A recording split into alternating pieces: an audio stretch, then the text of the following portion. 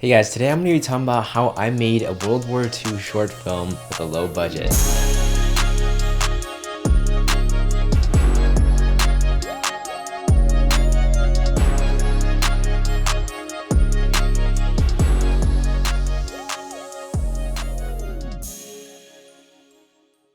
In the fall of this year, I directed a movie called Melodies of War, and it's a movie about two soldiers who aspire to be musicians one day in a war, and one of them is dying out and they're trapped in this abandoned building and they share one last song with each other. And this film, I wrote it in the spring of this year. I wanted to tell a story that sheds light on the atrocities of war and also a movie that hopefully can give some hope. This film was part of a class called CTPR 310 at the USC Film School, and I have two other trio mates, and one of them was my producer and one of them was my DP.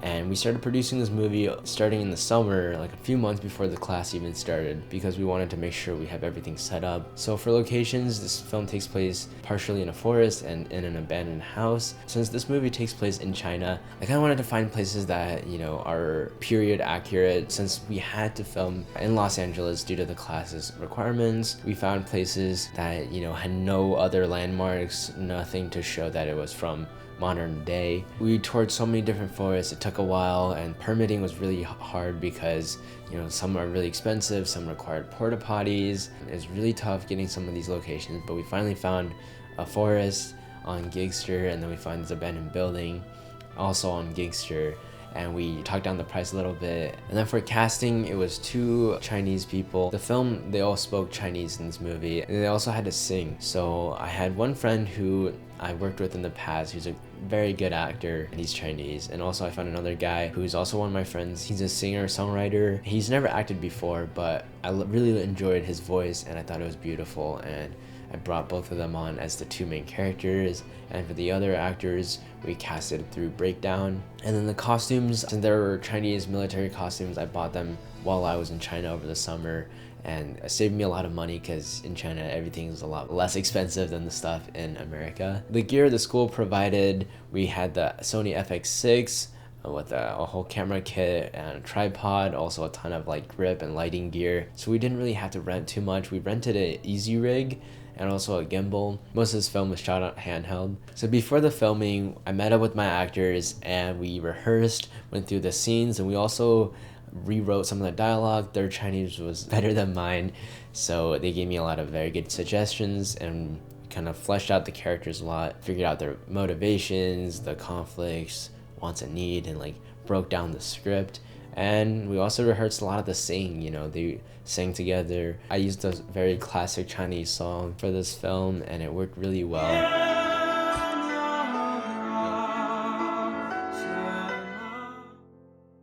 Say hi to the vlog.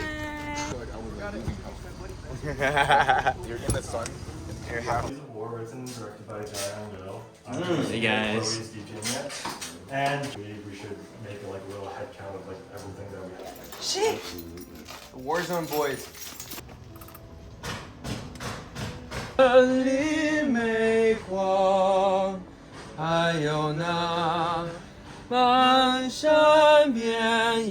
So we filmed the one day, day one at the basement, and we PD'd it, made it look more Chinese. We had Chinese calligraphy, some other Chinese decorations. Our art director has connection to a construction company, so we brought some rubble and stuff, and we had some fake rubber glass as well. And our producer made sure he got all these things cleared with our production office for safety. Does it look good? Yeah. Put your cap on, man. That's fire. Okay. Okay, all the way up in 800. Action.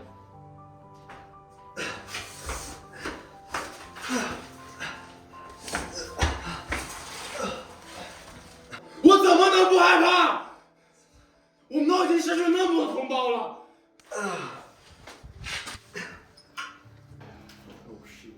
Okay, I think I am good. 在东北松花江上，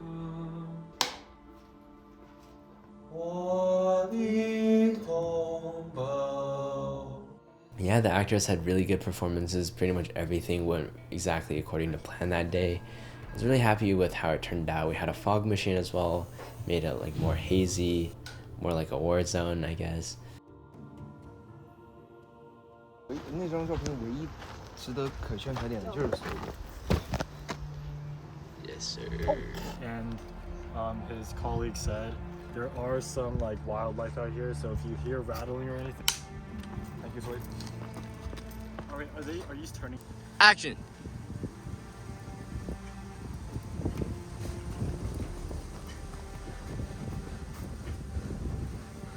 And then day 2, we were at the forest location. This day we had basically no time to film, so we were trying to get through it as fast as possible, but then we had an issue with the gimbal because the camera's too front heavy. We had to take this part off, but we didn't have tools, so we had to run to Home Depot to get the tool. It's a whole mess. We finally figured it out, but we were like 2 hours behind schedule and the sun was going down, so we started filming very fast, and then the actors for the later scenes showed up and we were still filming the previous scene. And then by the time we got to the new actors, another actor who was supposed to be in that scene, he didn't show up until like an hour later. So it was a lot of scheduling issues, but I'm just happy we got the shots we needed to get. And we had a lot of crazy like complex camera movements that the gimbal just wasn't able to handle. A lot of stuff really needed like a whole like crane or jib or something. So we decided to scrap those and just go for the easy, like just more conventional camera movements, and it worked really well. The performances from the kids were very good, and I was really happy with how everything turned out. And then in the post-production, the producer was also the editor according to the school, so he was editing and he was doing a very good job. We had a rough cut done and then more fine cuts later on. We showed it in class and we got a lot of feedback from the professors, and we made more changes to it. And then I was coloring the film. We had a color in Avid, so I imported some LUTs that I made myself into DaVinci Resolve. Maybe in a video on that later on, and we had that and we used that in the film.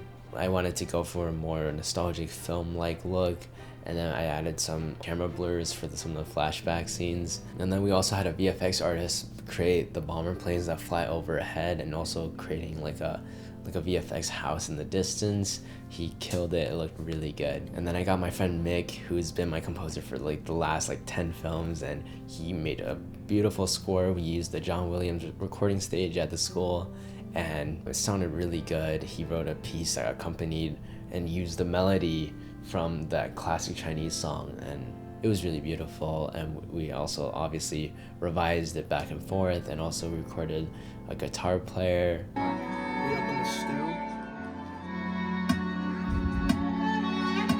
And then we did a lot of sound design work for my sound class, and we did like a Foley session where we recorded a lot of the footsteps and cloth, and we did a whole like sound design thing where we like had so many different passes, backgrounds, sound effects, music, tons of things.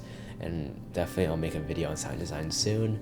And yeah, so after all that, it was the big day at Norris, the movie theater at USC, and we screened this movie to like a crowd of 200 plus people, and I think everyone really liked it, and I was really happy with how this film turned out, and I'm excited to go through the festival run and then share it with you guys. I'm really happy with this film, and I hope you can use what I learned and my experience on this film to create your own World War II movies. Yeah, just have fun. And if you guys want to know how to direct more professional short films as a student, then check out this video right here, and I'll see you guys there. Peace out.